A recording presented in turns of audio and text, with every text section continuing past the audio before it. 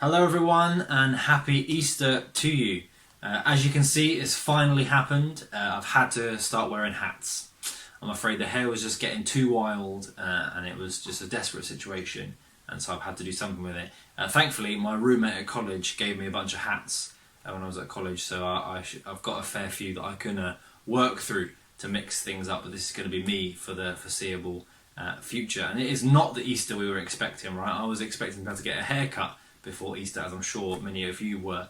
Now, we weren't expected to be locked in our houses, not able to see our family and friends, and yet it's still a festival worth celebrating for us as Christians, right? And perhaps maybe our isolation and inability to see the people we love just brings to home everything that is really important in our lives, and maybe everything that Jesus died for, right? That we were isolated from God, and we were trapped in our own little world and not able to reach out and to meet God and to have a friendship with God. And yet Jesus came, stepped into our story, didn't stay distant, stepped into our story, did life with us for a bit, and then died and rose again so that we could come to God and we could have friendship with God. And that's what we celebrate today. So whether you do an Easter egg hunt and eat too much chocolate, whether you have a nice meal with your family, whether you, Zoom someone or FaceTime someone, just to wish them a happy Easter, do something to mark the occasion.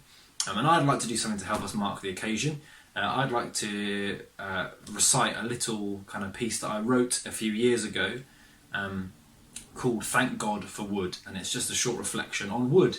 And its many wonders and properties, and why we should be thankful to God for it. So this is Thank God for Wood. What's a guy and some wood ever done for me? Well, let me tell you. It started with Noah. He had a lot of wood and he used it to build a boat. And not a small boat, mind. No, this was a prehistoric Titanic, but with one difference. It struck a mountain and didn't sink. In fact, it stopped the whole human race from drowning. Then there was Moses. He was just a guy with a stick, and yet he used it to beat back a sea and to lead a people group out of slavery to their promised land. But these aren't your people, and this will happen in the past, so what's it got to do with you, right? Well, out of that people group came a very special individual, another fan of that ever so loved building material, wood. You see, he was a carpenter, and he used wood to stop humanity drowning in anger and hatred and self-pity. He used wood to beat back isolation and loneliness, and to lead people to a promised land, a place where they truly belonged. But how can wood do this, you ask? Well, you see, this guy, he died whilst using wood, but there wasn't time for him to plane it and sand it into a nice polished object. No. This guy's trial was rushed, and he was murdered undeservedly on a splintered crossbar, crying, "Come as you are, broken and in need." You see, this wasn't just for one people group. This was for the whole world. For everyone who was far from God could come and have life and have it to the full.